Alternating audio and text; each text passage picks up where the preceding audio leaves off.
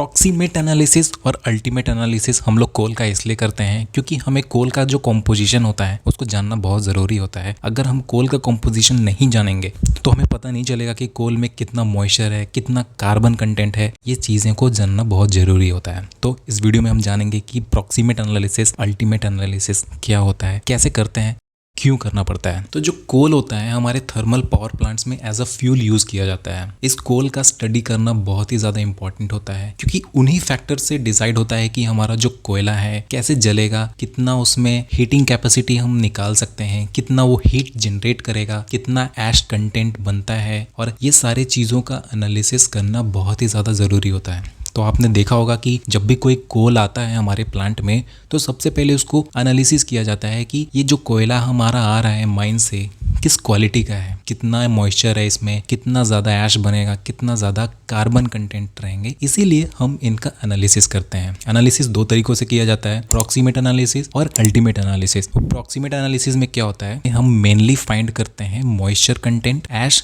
Volatile matter और fixed carbon. इसके साथ साथ कोल का जो ग्रॉस कैलोरीफिक वैल्यू जिसको जीसीवी बोलते हैं वो भी हम यहाँ से कैलकुलेट करते हैं। तो इन कंपोनेंट्स को स्टडी करना इतना इंपॉर्टेंट क्यों है। फॉर एग्जांपल मॉइस्चर हो गया, अगर आपके कोल में बहुत ज़्यादा मॉइस्चर है तो इसका मतलब ये है कि वो जब आप उसको हीट सप्लाई करेंगे तो वो थोड़ा एनर्जी तो अपने आप को वेपोराइज करने में लगा देगा। तो आपको ज़्यादा से ज़्यादा हीट उसको देना पड़ेगा और उसमें से हीट आउटपुट कम निकलेगा। इसीलिए मॉइस्चर एक कंटेंट होता है जिसको जानना बहुत ज़रूरी होता है। ये मॉइस्चर दो तरीके के होते हैं, एक होता है इनहेरेंट होता है और एक होता है सरफेस मॉइस्चर। इनहेरेंट मतलब होता है उसके साथ जो कोल पार्टिकल के अंदर में जो मॉइस्चर कंटेंट रहता है उसको इनहेरेंट बोलते हैं, और जो सरफेस पे होता है वो बाहर जो एटमॉस्फेयर से उस एक्युमुलेट हो जाता है उसको बोलते हैं सरफेस मॉइस्चर। ज्यादा मॉइस्चर कंटेंट होने से कोल का वेट इंक्रीज हो जाता है और वो कोल भारी हो जाता है। सिमिलरली ऐश हो गया, अगर कोल बर्न होने के बाद बहुत ज्यादा ऐश बन रहा है, मोर देन 40-50% अगर वो ऐश बन जा रहा है तो आपका सिर्फ बहुत ही कम पार्ट होता है जो फिक्स्ड कार्बन होता है और जो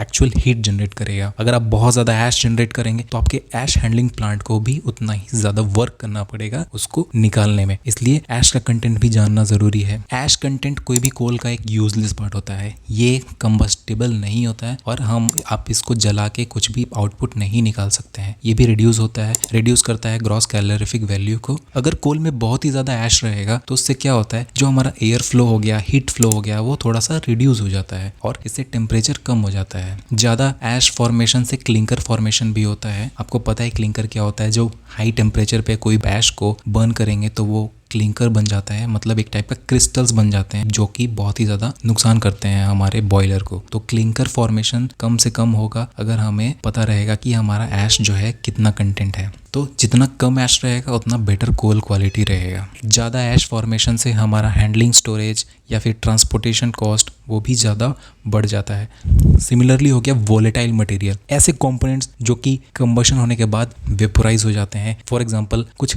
गैसेस, हाइड्रोकार्बन गैसेस और अलग अलग तरीके के कंपोनेंट्स। ऐसे कंपोनेंट्स जो होते हैं वोलेटाइल मैटर में आते हैं। फिक्स्ड कार्बन से होता है जो हमारा कार्बन कंटेंट, एक्चुअल में जो कोल में कार्बन कंटेंट है जो रिएक्ट करने के बाद हीट जनरेट करेगा उसको बोलते हैं फिक्स्ड कार्बन।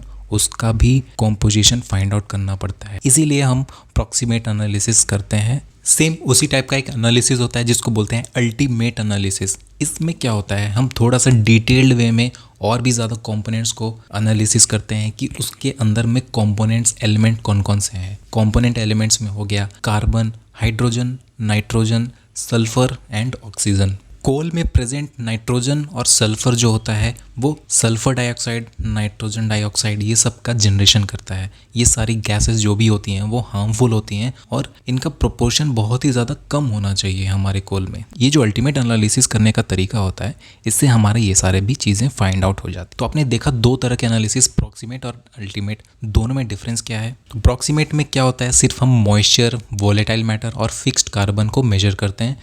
वहीं दूसरी तरफ अल्टीमेट एनालिसिस में carbon, hydrogen, oxygen, sulphur and nitrogen, ये सारे कंपोनेंट्स का हम एनालिसिस करते हैं। तो अभी तक हमने जाना कि प्रॉक्सीमेट एनालिसिस, अल्टीमेट एनालिसिस क्या होता है। इसको निकालने का जो प्रोसीजर होता है ये मैं डिटेल कभी नेक्स्ट वीडियो में आपको एक्सप्लेन करूंगा। अगर आपको इस वीडियो से कुछ सीखने को मिला तो प्लीज़ आप इस वीडियो को एक लाइक जरूर करना और इस चैनल पे सब्सक्राइब करना।